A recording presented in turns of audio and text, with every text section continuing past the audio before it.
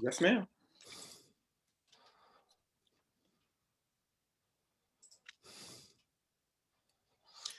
Hello, family.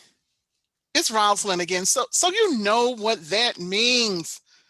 That means it's time for real talk now. Yes, yes. Now tonight, I am excited to welcome a special guest, Mr. Arvelle Draper. I'm excited because my friend will show us, he will show us what the strength of a man truly looks like. When speaking of a man's strength, some may look at society's definition of what that strength looks like. Society may list the attributes of a man, of a strong man, as one that does not show emotion, one that is not able to be, that is able to be all things to everybody, one that is invincible. But I beg to differ. Yeah. I beg to differ. Please allow me to read a short poem that is written by Jacqueline Marie Griffith that sums up the topic tonight beautifully. And it's called, yes, The Strength of the Man. Yes, yes. The strength of a man isn't seen in the width of his shoulders. It's in the width of his arms, the width of his arms that encircle you. The strength of a man isn't in the deep tone of his voice, but rather it's in the gentle words he whispers. Amen. Yeah. The strength of a man isn't how many buddies he has. It's how good of a buddy he is with his kids. Yeah. The strength of a man isn't in how respected he is at work. It's in how respected he is in his home. The strength of a man isn't in how hard he hits, but rather it's in how tender he touches. Yeah. The strength of a man isn't in the hair on his chest, but rather it's in his heart that lies beneath his chest. The strength of a man isn't how many women he's loved, it's in being true to that one woman. The strength of a man isn't in the weight he can lift, but rather it's in the burdens he can carry. Yes, yes, beautiful. Mhm. Now, my guest tonight will show us what true strength of a man looks like and how he pulls on that strength to uplift, to help reach, and to help minister to others as well as to himself. The Bible verses that Arvelle leans on for strength are Romans 8:23, Romans 8:28, which reads, "And we know that all things work together for good to those who love God, Yeah. to those who are called according to his purpose." And also Jeremiah 12:5. "If you have raced with men on foot and have worn you out, Mm. how can you compete with horses? If you stumble in safe country, how will you manage in the thickets by the Jordan?" Yes. Mm. Arvelle, my friend, I ask you to please introduce yourself to the family and please bless us. First of all, Rosalind, thank you so much for this opportunity. I thank you for this show that you have, so it's able to touch so many people's lives. I'm a very, very private person. Those of you who know me well. I don't like to share stuff that I've been through.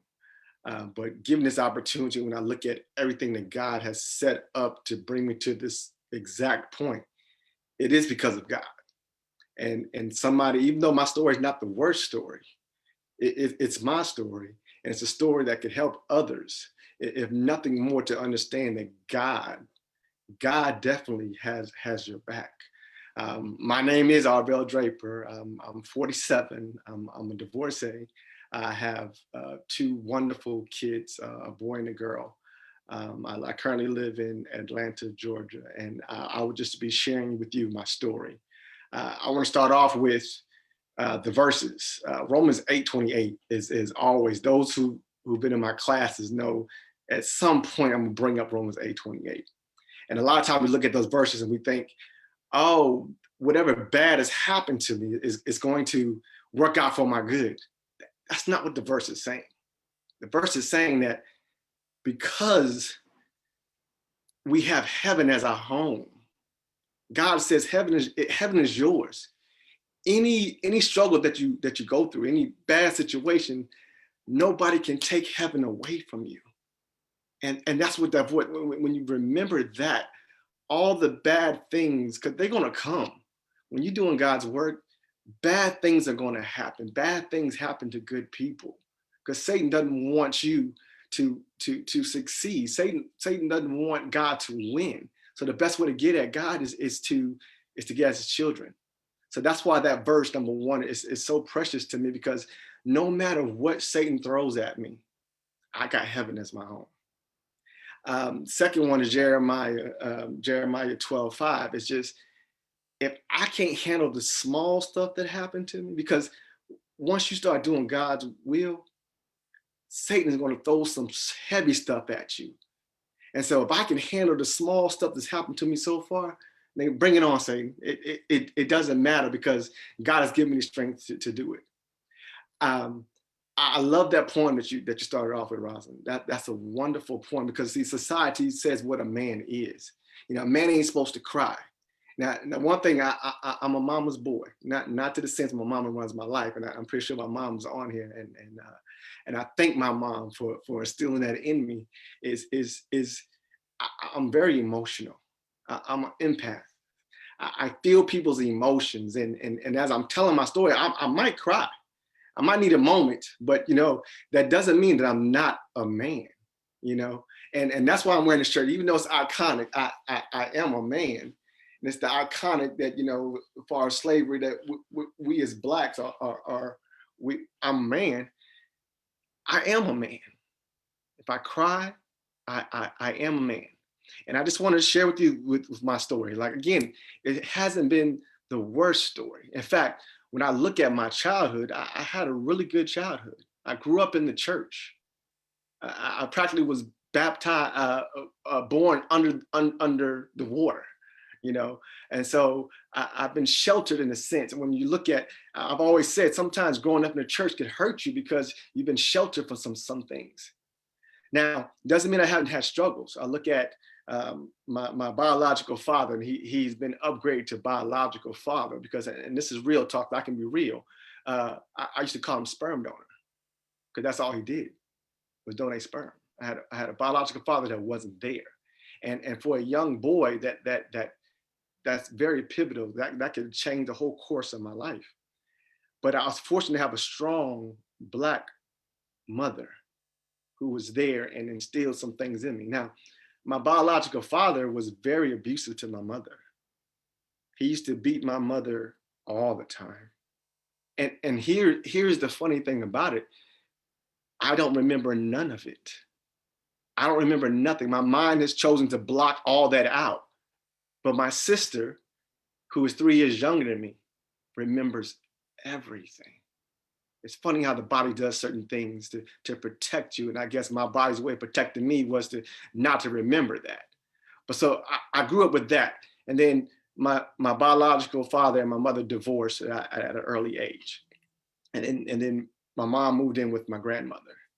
And it wasn't the best situation. Yeah, I didn't know it then, because again, I was fortunate to have this mother who showed me love and showed me how we are not defined by our circumstances that we're in. It wasn't the best. We were poor. We didn't have much. We lived in a rundown house and those circumstances, but I never knew it. But when I looked and I watched my mother as she showed me how we're not defined by the situation that we're in. that whatever we want to do, we can overcome that and do better. We don't have to repeat the same cycles that we're in.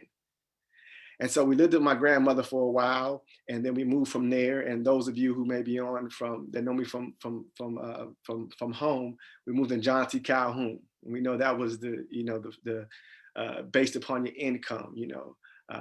It wasn't the best place, but it was better than what we came from.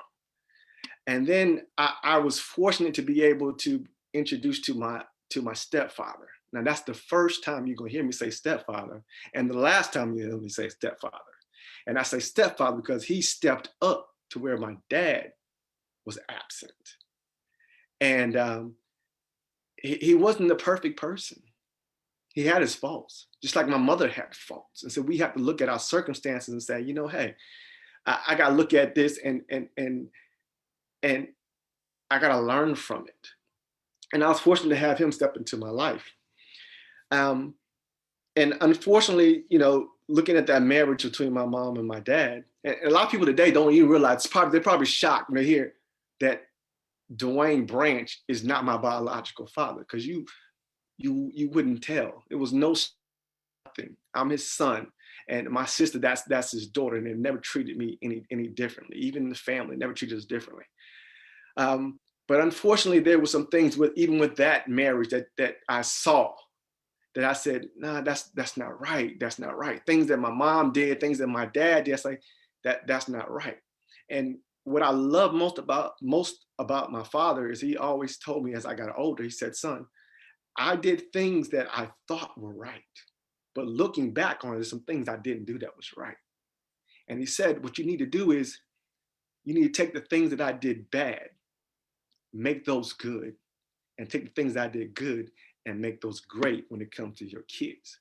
And that's so important with things that you deal with, that you just have to just take those circumstances and do different, break the cycle that happens. So my mom and dad divorced. During the high school, I was very shy. Those of you here that know me from high school, I was very shy, timid. I was known for two things. I was known for having a basketball in my hand and known for having Jordans on my feet. I would work every summer. And my mom said, oh yeah, we ain't paying no $100-something for no shoes. You get $40. If you want to get some Jordan, then you go out there and get your own money. And I would do it every summer. So that's what I'm known for, very shy. I had one girlfriend in high school, broke my heart. And even after high school, there were some things that broke my heart. So I saying all this because it all builds up to seeing my mother or my mother going through an abusive relationship with my biological father that caused a codependency within me that I didn't realize that later on through counseling. And so the reason why I don't remember a lot of my childhood is because I was too busy trying to make sure I take care of mama. And as a child, it's not your job to take care of your mother. But I took on that role, and that in tune, as I went into my relationship with women, I had that codependency. I had that let me save you syndrome. And that came into play. So after high school, I went directly into the military at 17. I had to get my mother permission to go into the military. I was too young to go, I had to get her permission. And again, growing up in the church, I didn't party. Peer pressure did the complete opposite of me. I wasn't going to do, you're not going to tell me what I'm going to do. So it did total opposite. So as I got into the military, I started getting out of my shell. The first duty station was Korea. So here it is, I'm 17, first time away from home. It was an experience in itself. And I'm green, I don't know nothing about the hard knocks of life because I've been sheltered as a child. And so I started coming out of my shell a little bit in Korea, had my first drink finally, and still kind of sheltered and still holding on to that Christian atmosphere. But then I reached that point where, what if mom and dad told me about religion is not true? Because see, that was just mom and dad's religion. That wasn't my religion, And so then I did not step foot in church whatsoever. I had my several duty stations. I was stationed in Alabama, and that's when I started coming out of my shell, and that's when, of course, being in the military, all the ladies are attracted to you because they're like a man in uniform. So now I'm coming out of my shell, but my mom she brainwashed me to be that man that she would want. You got to be a gentleman. You got to do this. But she didn't warn me about those predators that are out there. So in my head, I was always, okay, this is the girlfriend. I got to make sure I'll be this to them. All this. I was just this gentleman and getting taken advantage of. From relationship to relationship, they say that the nice guys finish last. Yeah, that was me. I never ever finished last. It's almost like I would look for those girls that needed saving, and then once they reached a certain point, it was like, you're a punk. I don't need all that. So that was my experience with the relationship. So going through the military, and I was surprised that I managed to get out the military after 4 years and not be married. So I went home for a year. Got out. Reason why I got out, I have no idea. I still to this day, like, why did I get out? But it's just God's providence. Got out for a year. Tired of being a nice guy. Oh, it's time to just. I'm looking at all the players. They're having fun. They ain't getting hurt. It's time for me to do the same thing. So I went to school. I remember my mom telling me, you're going to take some computer class. I don't want to take no computer classes. Who would imagine my profession is IT, all because of that one situation. And I remember going to school and this one girl, I saw her, oh, she was so beautiful. Oh, I got to have her. She's going to be my first victim. This is going to be the first victim. I'm going to be a player and everything else. And that happened to be my ex-wife. So I met her, talked with her, got her number, got everything else, And again, it's just me rebelling against being a Christian, rebelling against, being the nice guy. And I met her, and within a few months, all my girlfriends had something.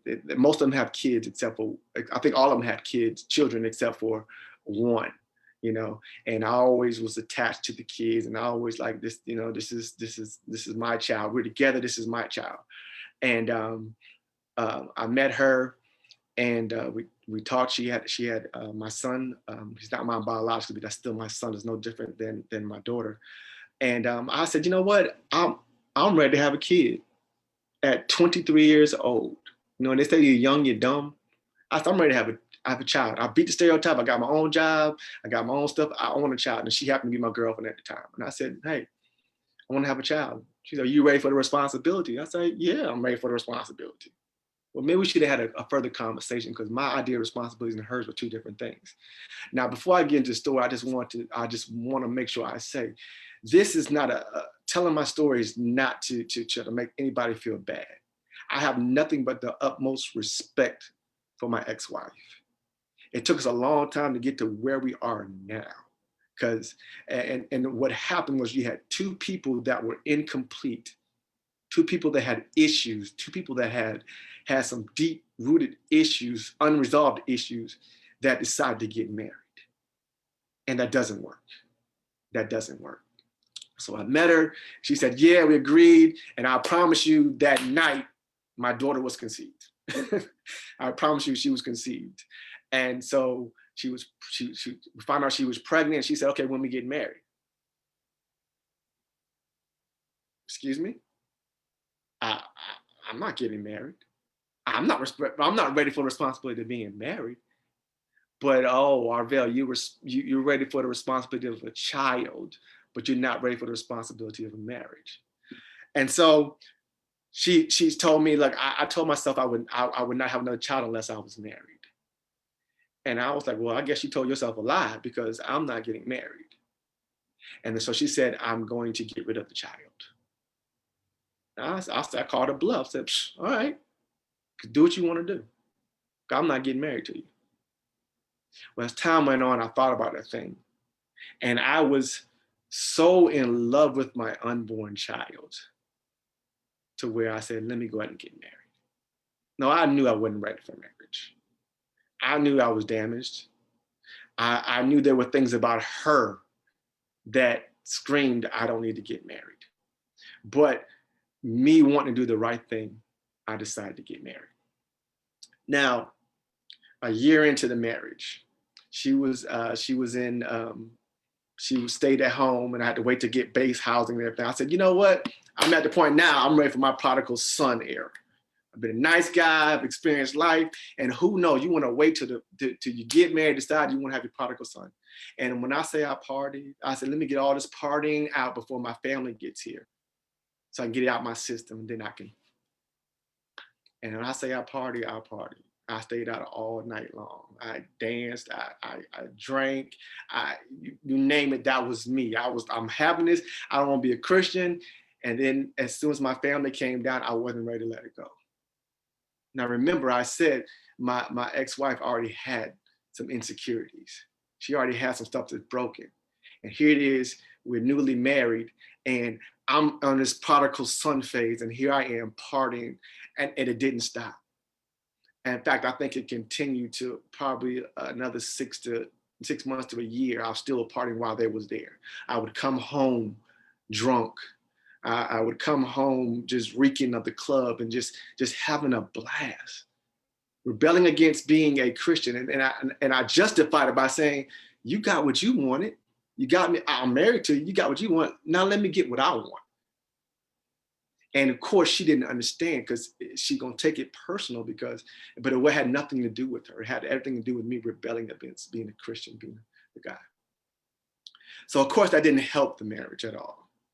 And then finally, when I got my act together, and I remember the exact day, and I remember the day when I heard the sermon that convicted me, I said, it's time to stop. And even though I had brothers and sisters that come to me and said, you need to stop it, look, Arvelle Draper is going to do what Arvelle Draper is going to do. I'm sorry. Until I'm ready to stop, I appreciate what you're doing, but it's not going to happen. And I remember the day and I stopped. And then I was fully committed head first into what the Lord wanted me to do. And I remember teaching the young men, had the young men service, and I was teaching them, and I was like, y'all gonna learn how to do everything, including preach. And they said to me, well, JB, you ain't preaching. How you gonna make us preach? And I remember preaching my first sermon. Do you have faith in your faith? And I said, man, you know what? I could do this. And Satan said, huh? What that fool say? Okay, y'all go ahead, y'all handle that. And that's when literally all hell broke loose in my life. I had a best friend at the church who was a youth minister at the time. I told him everything. He knew all the dead bodies were buried. He knew everything. He knew about my marriage and stuff that I was going through. Unfortunately, him knowing all those complete details, he used it against me. And he wound up, him and my ex-wife wound up having an affair together at the church. It was a very difficult time. And how I found out I had a sexually transmitted disease.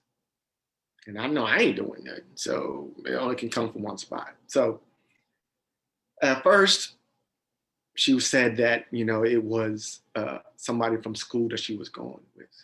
And I remember the older sister said to me, she said, baby, everybody that's your friend ain't your friend. And that led to me doing some more investigation. And later on, I found out that it was my best friend. Now, that's hard in itself, but the events that happened afterwards, we brought them to, I brought the whole, my evidence and everything to the leadership, and he denied everything. Even though my ex-wife could tell specific things, birthmarks and stuff on places that she should not know. And the situation wasn't handled the best way. And so he continued to do things within the church. He continued to lead certain things in the church. And it was his word against hers. They didn't handle it correctly.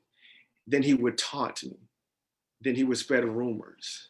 And then people in the church, people that I looked up to, people that their kids that I have talked off the ledge, the kids who I've helped were talking about me, spreading these rumors and all kinds. It was just so horrific and so hurtful. Like, these are the people I love. And you are the church. See, I learned that church people can do just as bad as the people in the world. And so there were times, it was a very dark, dark place. There were times when I had my gun in my book bag going to church. And there were times that I wanted to just walk up the front. Y'all know the spiel. Brothers and sisters, I have sinned. But instead, I was going to remix it. Brothers and sisters, forgive me. I'm about to sin and forgive me for what I'm about to do. And I want to blow his head off in front of everybody. Because they wouldn't handle it the correct way. I said, y'all gonna have to deal with this now the right way. And I want to blow his head off.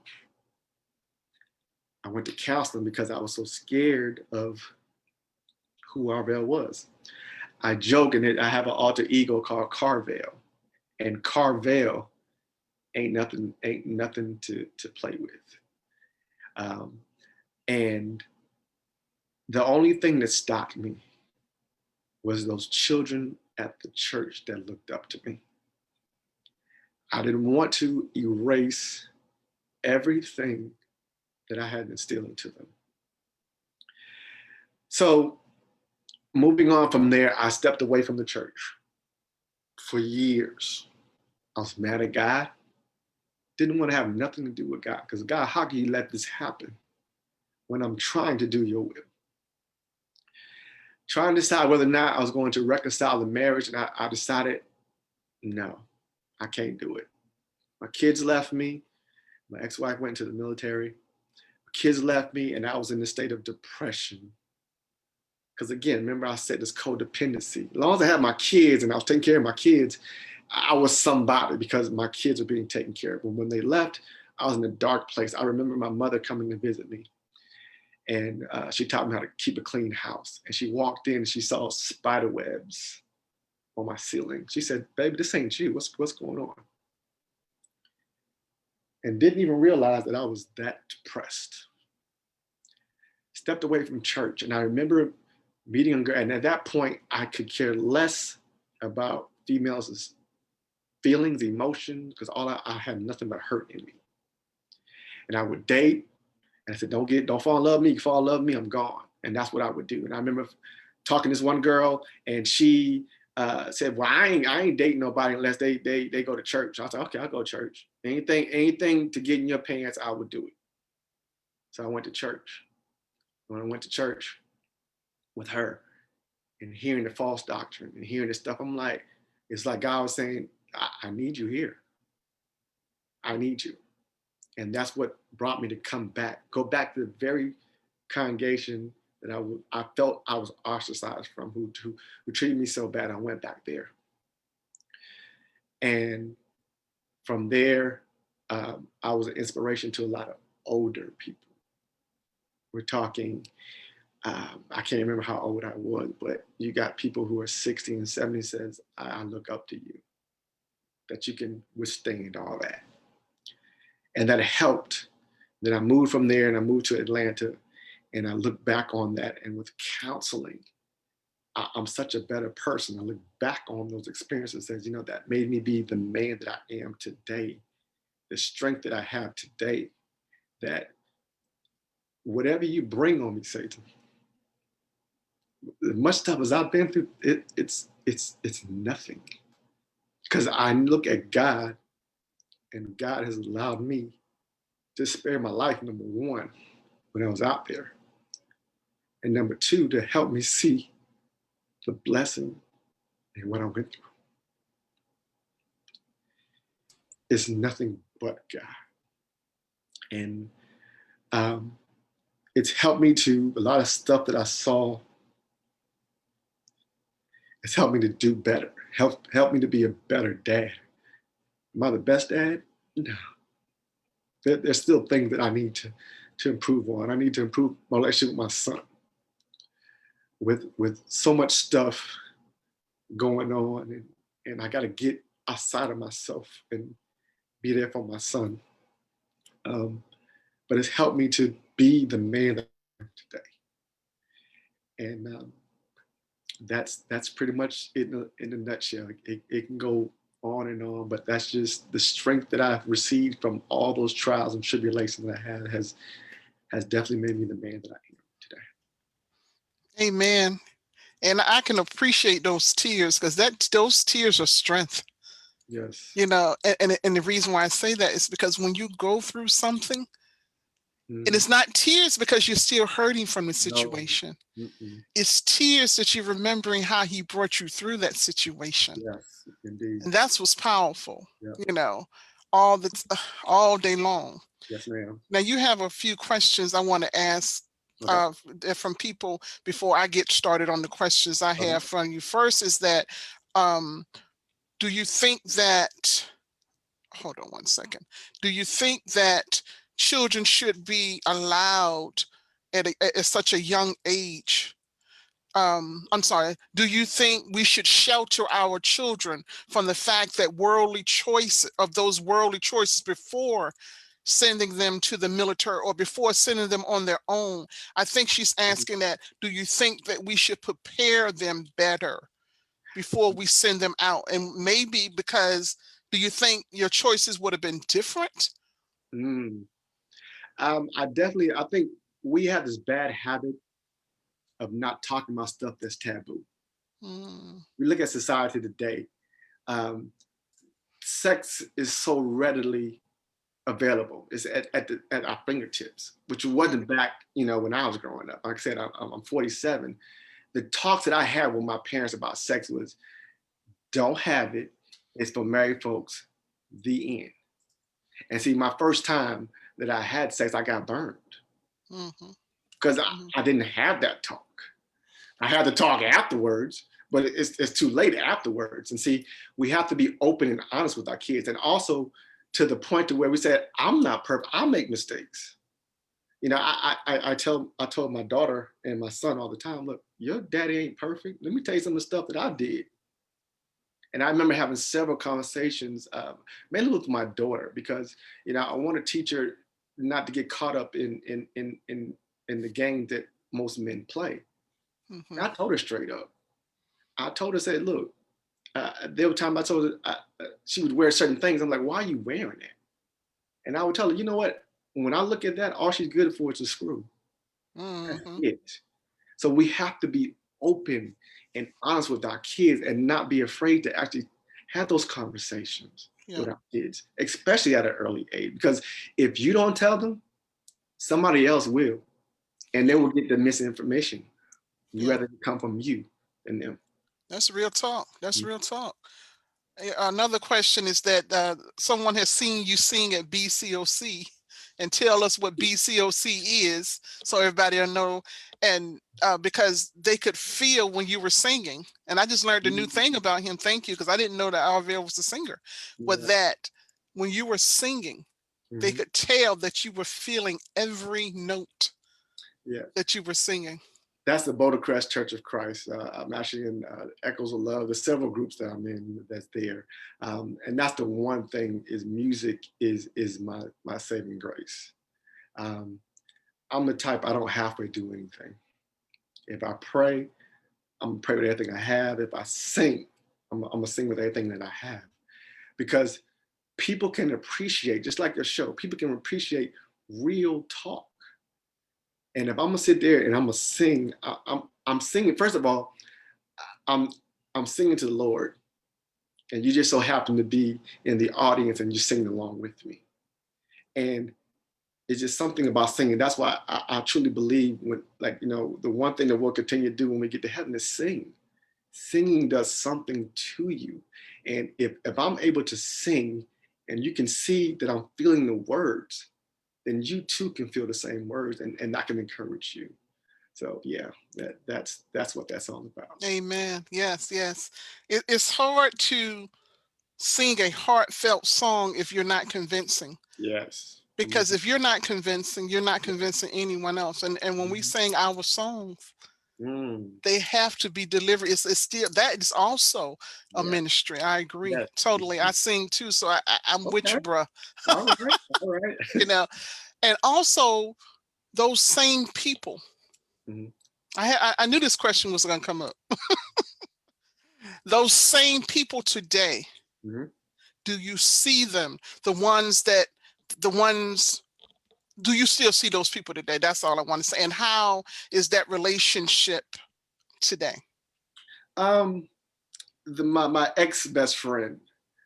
It's been years since I saw him, and when I went back to the congregation I came from, um, I bumped into. It's a smaller town. I bumped into him, and at first there was so much hatred that I had to get rid of, and then with the Lord's help, forgiveness had to come in play. Now he has never, even to this day, has said I'm sorry. But just because someone doesn't come to you with an apology doesn't mean you can't have the spirit of forgiveness. Now, forgiveness only happens when they come to you. So I have to always have the spirit of forgiveness. If he ever comes, I will have that spirit of forgiveness. I remember bumping into him into a grocery store, and we locked eyes, and he couldn't even look me in my face. He was so uncomfortable, and I felt sorry for him.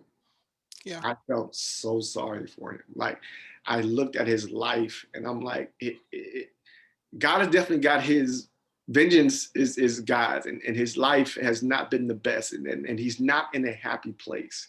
And I don't rejoice over that. I feel sorry for him. Yeah. Um, but again, I thank him for the opportunity to have me to grow. Wow. Because if that situation had never happened, Yeah. I Yeah. wouldn't have been strong as I am today. Yeah. Forgiveness is powerful and it's so needed. You Yeah. have to. It's no, it's a process, of course. It's a process, Yep. but it's freeing. And Yeah. like you said, it has nothing to do with what they do, Hmm. whether they come to you or not. Yes. We want them to, Right. but that's in a perfect world. Yep. So whether they do or not, we still in our heart have to let it go. And that's not always easy. Mhm.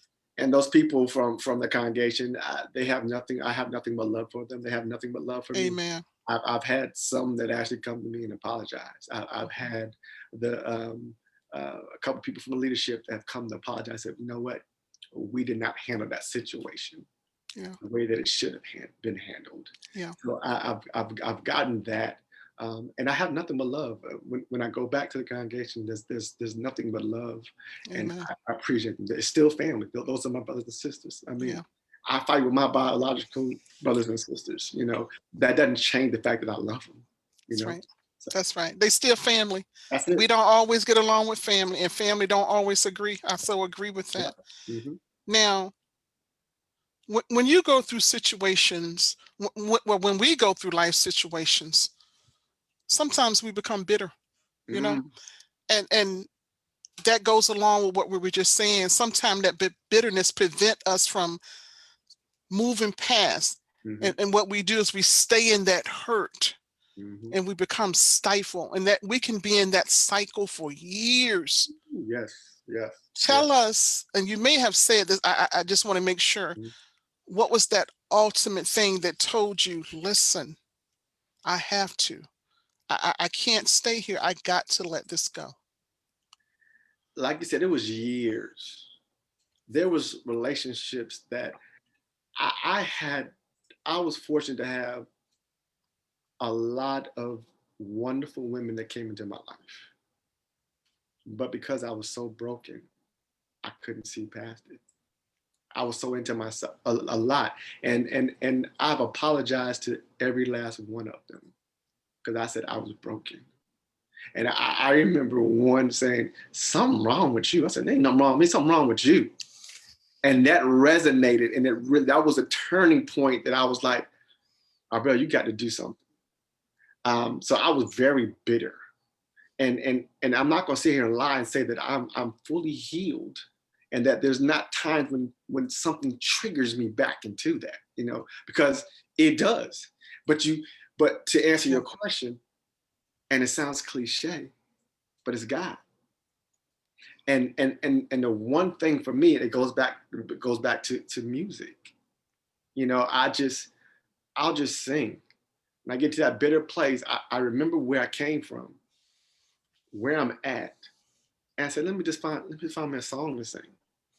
I just think about, if it had not been for the Lord on my side, where would I be?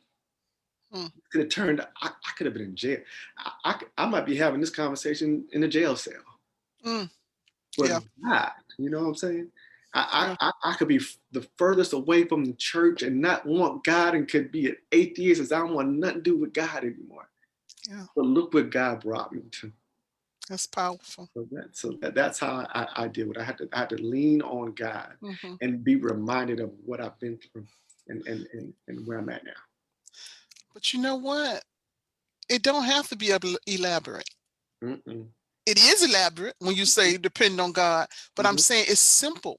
Yep, you're When right. you give up the ghost, I say, when Mm. you give it up and it didn't admit, like you said, that I can't do it. Yep. I can't do it. Hmm. Devil, bring it on. I can't do it. I'm telling you, I can't do it, but my Hmm. God can. There you Yes. go. Yes. That's powerful. Yep. Just stay there, bro. Yes, ma'am. Yes, ma'am.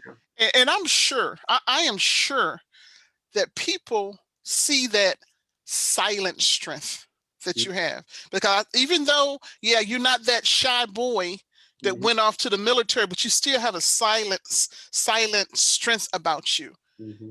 And having that silent strength, I'm sure people, they come to you when they have situations they need to get through, because they see that strength that you possess. Because like you said, some people may not have heard this story, Hmm. but they see something about you. Tell Yeah. me about that. Yeah. There's a lot of people that come to me. For some reason, I could just be walking down the street and say, "Hey, how you doing?" "Oh, I'm not doing good," and all of a sudden it just busts out to just tell me the whole life story, and I'm like, "Oh, okay. I wasn't expecting this." Um, um, I'm that person that people come to that they need some uplifting, and it has nothing to do with me. It's all God. Um, uh, it can be tiring sometimes because people don't realize that those who appear to be strong need encouragement too. But there are Yeah, people. I have good friends, and this is another part of that healing process. I don't have a lot of male friends. I got a couple, but because of the situation, no, I don't want to deal with you, fool. No, I don't. yeah, Mm-mm, you know, but I, people do come to me and ask my advice, and I always tell them I ain't gonna sugarcoat it. I'm gonna give it to you like it is. yeah, So if you don't want to know it, don't come at me. yeah, But they do come to me, and I think that's God's way of telling me, okay, Arvelle, I don't need you here. This is where I need you. yeah, I think about The Alchemist, and The Alchemist, yeah, one of the things it said in the book, if you haven't read it, that's an awesome book.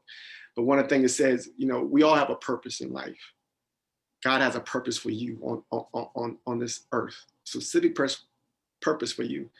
And the alchemist says, no matter, the universe has no choice but to yield to your purpose, even the life circumstances you've been through. The universe has no choice but to yield to your purpose, and it's just for you to hear what God is trying to tell you, where He needs you to be. And that's one of the things I people do come to me, and I'm able to give them some advice. I see the question: Are you in therapy? yeah, yeah. Keep Uh, them coming, I'm not. people. Yeah, I'm. Okay. I'm not. I do definitely go to counseling, but it's I've got a soft goal to actually go back to school and finish that up and leave Hmm. IT and go into counseling, because I Yeah, think that's what yeah. God's leading. So, yes.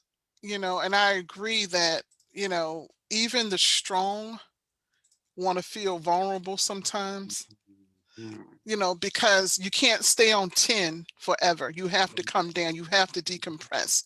Yes. Because if you don't decompress, if you don't come down, Mhm. it's going to come out. Oh yeah. And more than likely, it may not be in a positive manner. I've been there, believe me. Mhm.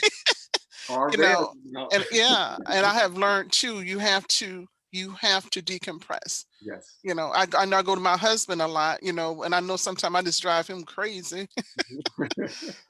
but and him too. He's a minister. He has to decompress. So I Right. can appreciate you saying that you do have moments of weaknesses. Oh And yeah. then too, you still remember those times. Yes. You Hmm. know, um, we remember those times, Hmm. you know, but that don't mean that you're not still healing, because we're human. We don't forget, you Right. know, but Mhm. we can overcome them and not allow them to stifle us. Okay. Yeah. Now, real talk, Okay. real talk. Mhm. You've had quite a journey. Yes, ma'am. Do you regret any aspect of that journey? And I ask this because sometimes, like I said, we have those moments of weakness, Hmm. and when you do have those moment of weaknesses, that positive space sometimes disappear. Hmm. And I know you said, and I just don't want to put words in your mouth and assume that your therapy Hmm. is music, Hmm. prayer. Yes. And I take it, do you have like someone to talk to as well? Does that help you too, or those two? I I have my dad. That's my Amen. best friend. Um, It's a blessing. my dad. Now, growing up, I thought he was the meanest person in the world. Mm. I was like, okay, he kept his foot in my behind for sure. So I'm able to talk to my dad, and that's a blessing that I don't take for granted, because I can just be real, because he understands. Okay, son, you're my son, but you're a man. You make your choices. Yeah. So I'm able to talk with him, lean on him. Hmm. I have um, a few female friends that I have that I could just bare my soul, and they understand. So that helps me. So along with the music and prayer. So that's my go-to. You know, Okay. my And dad. you've enlightened. I see several people are saying the Alchemist. They're going to check that out. So Oh, you got to, you got to. That's the yeah, it's point. very enlightening now Mhm. book. So Yeah. great. Mhm. That's a Yeah. good one. Okay, so what else? Tell us what we can expect. I always like to end up with that, because Mhm. when we are blessed to have guests up here, God bring you all here because it's not me. Mhm. God inspires. Okay, this is whom I need to, and we've been blessed to have great guests like you all to come up here. Oh God. And you can always see too, this is not it. Mhm. This is just the beginning or the midpoint or just a part of your journey. Right. Right. You're going to continue. Tell us what's next. And I'm talking books, on forums, Mhm. all that stuff. What is next for Arvelle? To be quite honest with you, I'm waiting for God to reveal that to me. That's real. Honestly, I'm at a point in my life where I'm finally listening to God. Amen. I think God has been talking, but I've been like, no, no, no, I don't want to do it. I don't want to do it. And Yeah. and and the real reason is because when I want to step out there, um, that's when everything happened. Yeah. So a little part of me is like, okay, once I decide, okay, I'm gonna do something great for the kingdom, Okay. what's gonna happen to me? Yeah. You follow what Yeah. I'm saying? Hmm. So I'm still I'm at that point to where I, I'm trying to figure it out. I'm trying to listen to what God wants me to do. Yeah. I know currently I am, shout out to Jesus Sprinkle. That's an awesome group of single Christian women. They have been very inspiring, and Kim Hardy has definitely, again, is listening to God. And Kim Hardy was like, "Yeah, I'm happy to do this. I'm happy to do this." And I have been doing a series on the Kingdom Single from um, Tony Evans.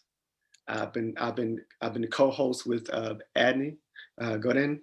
Um, Hmm. it happens on Sundays at 4. So if you're not part of Jesus Sprinkle, get on Jesus Sprinkle and check that out. It's been an awesome book. So we'll be continue to do that for a couple months. Um, That's all I have right now. Again, Mhm. I'm just letting God direct my path, and whatever opportunity comes my way, instead of me shying away from it, I'm Mhm. going to face it head on. Yeah. Well, Adnan called you out up here. She's like, okay, what's up with the poetry, bro? You know, she's like, don't be trying to just like tell me what's up with the poetry. I, I could see that I could believe that you do that. I can, yeah, yeah, I do a little poetry. Again, there's talents I kind of been sitting on, and I don't want to be like the man with the talents that hit it. I need to go ahead and express that and stuff like that. So yeah, I've been blessed to have people who have been very encouraging, and I'm not even beginning to call names, but I have a lot of support from a yeah. lot of people that's trying to push me that way and things.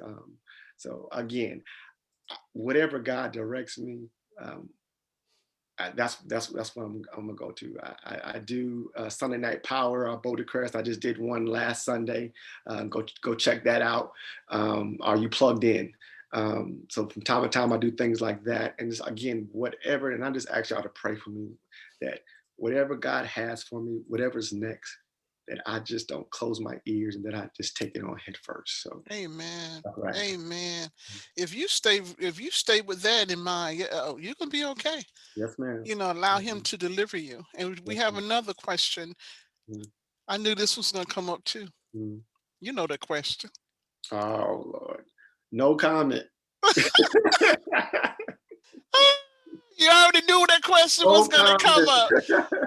Girls, No sorry, comment. girls. He's being quiet on that one. So he said no comment. So if you get to know him, maybe he'll give you the answer. But he's got, oh, you knew that was gonna come up.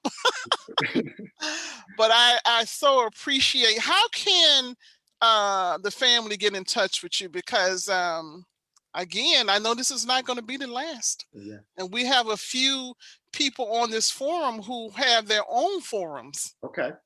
and they may want to reach out to you. So let us know how we can get in touch with you. I'm on Facebook, Arvelle L Draper. I'm also on Instagram, Arvelle6. I don't get on there that often, but I do get on there and check things. That's the best way to definitely get a hold Hmm. of me. So Okay. Well, yeah. I suggest, ladies and gentlemen, hint, hint, ladies, to go ahead and reach out to him on um, Facebook. And also, we got one more question for you. What about the plays and movies you were in? Oh, Who is calling okay. me out? You already know who that is. Um, I, I don't have anything currently up. I do act and have some certain plays. There may be something coming up soon, dealing with why should I get married. I've been with that company for a little bit. I did get a call about another possible movie that's coming out. So Hmm. yeah, I definitely tap into the arts as well. Awesome. Yeah. Awesome. Well, ladies and gentlemen, you know how to get in touch with Arville. Just in case you missed something, I have my little brother's information too, so you can reach out to me, at Rosalind.Greenprice on Facebook, or you can also send me an email, in him underscore forever at yahoo.com. And if you have a question, if you have a comment that you weren't able to get through, let me know, and I promise I will let him know.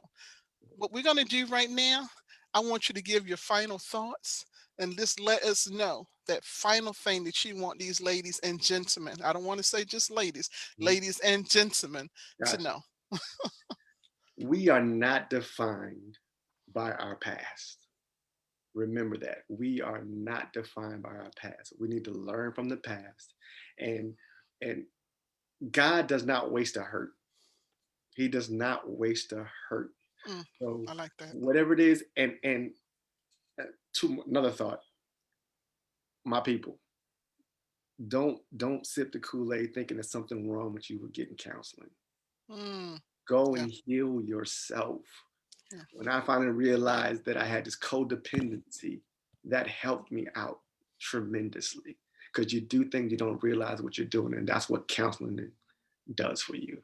So Yeah. go and get help. There's nothing wrong with that. Hmm. So, Okay. Um, we got a request. what's the request? Somebody say sing a song. Oh man. Just and that's up to you.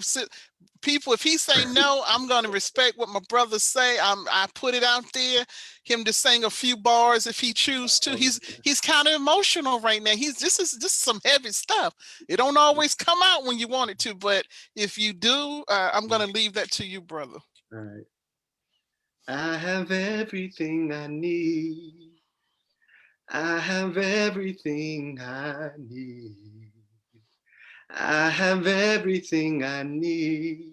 The great I am supplies for me. You are my strength when I am weak.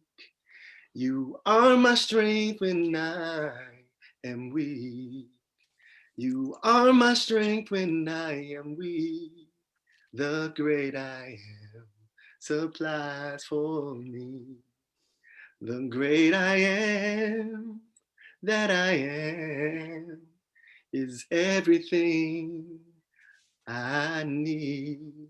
The great I am that I am, He is more than enough for me. That's a little bit something. All right. Okay, y'all. Y'all heard that. Now, y'all talk show hosts, y'all forum hosts, whoever, y'all reach out to my brother and make sure that y'all get him to share this story again and again, because we need to keep getting this message out that Christ is the reason That's that it. we can get through. That's the ultimate one that we can depend on. All Amen. right, brother, I thank you. I Thank thank you, you. Robin. I thank you much. And we'll talk to you soon, okay? Good night, Okay. family.